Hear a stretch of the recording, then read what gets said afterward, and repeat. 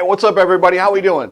I'm here to give you a little video today, and I'm going to do a little bit of hack journalism, as they say. So, Dean Wilson did an interview with Jace from Gypsy Tales. It's amazing. You guys have to listen to it. Dean really pulled the filter off and let us in on some inside stuff that we don't normally hear, and I'm going to break down a little bit of that for you, but I strongly suggest you go over to Gypsy Tales and listen to the whole interview with Dean Wilson. It's amazing.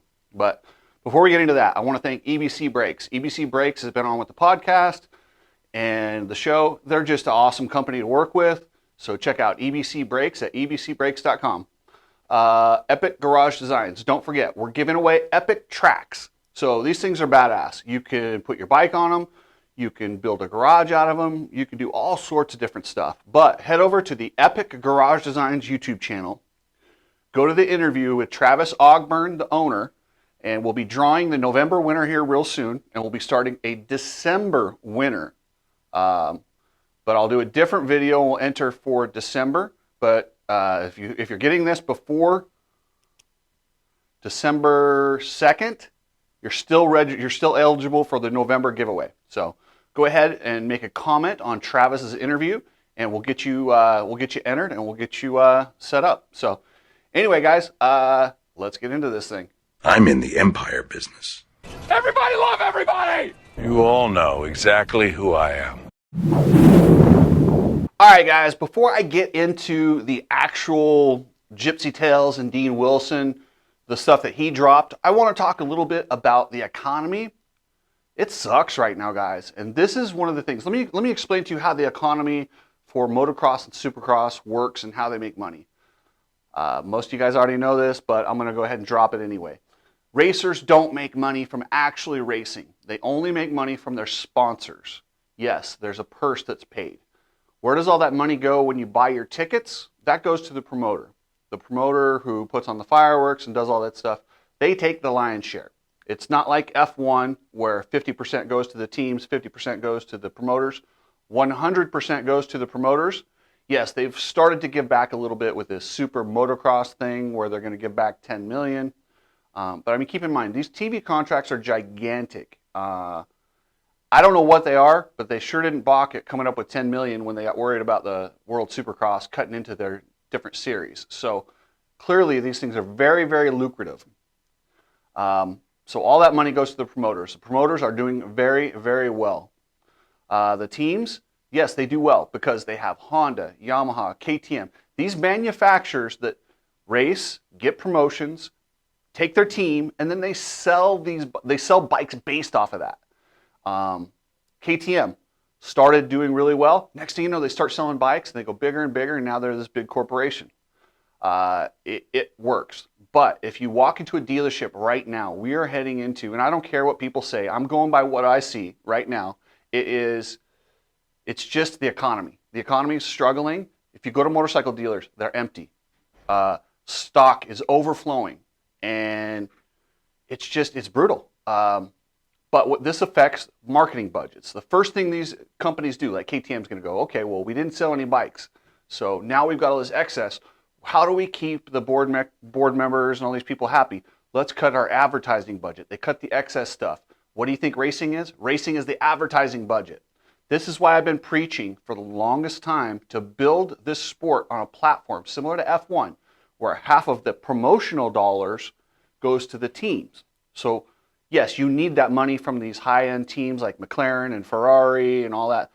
Yes, you need that. But you get a base to start with from the promotion that keeps them surviving through hard times. Right now, this house of cards, it's not going to affect too much in 23 because all these contracts are signed, the budgets are done. When you're going to start seeing the issues and where this is really going to hit our sport hard is 24 and 25. So just know, I warned you guys, promoters, you jackasses. Like, you think I'm trying to take money out of your pockets. All I'm trying to do is secure your investment and secure the sport. Right. Dean Wilson, man, he dropped some amazing nuggets on the Gypsy Tales. The funniest thing was how he didn't appreciate or didn't like being, or his anxiety was through the roof when he had to deal with Roger DeCoster and Ian Harrison. And this is something that I've said about Roger DeCoster for quite a while. And I know you guys hate that I don't like Roger DeCoster. And it's not that I don't like him as a person. I don't know him as a person. He might be a super nice guy. He might be a sweetheart. I don't know. I know how he makes riders feel. And I know the aura he brings. And Dean Wilson said he couldn't ride because like everything he did, he felt was just magnified. They're standing on every corner, watching every day. He has a bad day and it just messes with him. Can you imagine? Some guys deal with it just fine. Ryan Dungey doesn't care. Cooper Webb doesn't seem to care. Some of these guys, it doesn't matter. But everybody's different. And a guy like Dean Wilson, it just didn't fit his program. It didn't work. Being analyzed every single day, you need a day to kind of take a breath and be Dean. But it was interesting to hear that, and that's why they have a one-way method. Let's throw them in the grinder, and if they sink, they sink. They swim, they swim. That's it. That's the issue I have with Roger DeCoster and Ian Harrison and the way those guys chew up talent, or they get credit for finding talent, but how much have they just chewed up and spit out? They don't develop it, and that's where I have the frustrations. And they're not the only ones that do stuff like this.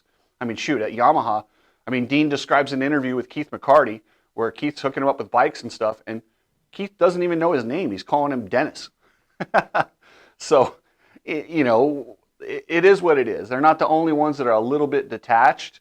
And I mean, it's interesting to hear also about the Baker factory and how they give full access. Like their heart rates are downloaded, their sleep patterns, all the little stuff that you get from your watch is downloaded to where the guys in Austria can take a look at it and they decide, okay, well, this guy's working, this guy's not working.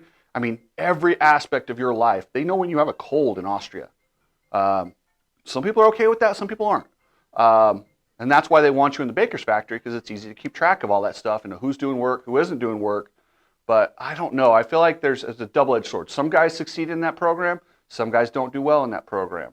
And then Dean also talks about some of his injuries coming from bike malfunctions and how you're not allowed to talk about that, which is the stupidest thing in the world. And props to the Bar X Suzuki, Carson Mumford, and these guys. He's out with a wrist injury. That sucks. Thank you for at least telling us it was a bike malfunction. Bikes malfunction. You're on a supercross track. It doesn't take a major malfunction. Something happens. The things these guys do on those bikes are crazy. And it's just, if you have a malfunction, you're going to have a problem. He's not the only guy out right now because of a bike malfunction. The other one, the team has wanted to keep it quiet, and I've obliged because I do like them and they do some good stuff, but I'm trying to get a hold of the team manager and sit him down and do an interview and ask him why. What's the reasoning?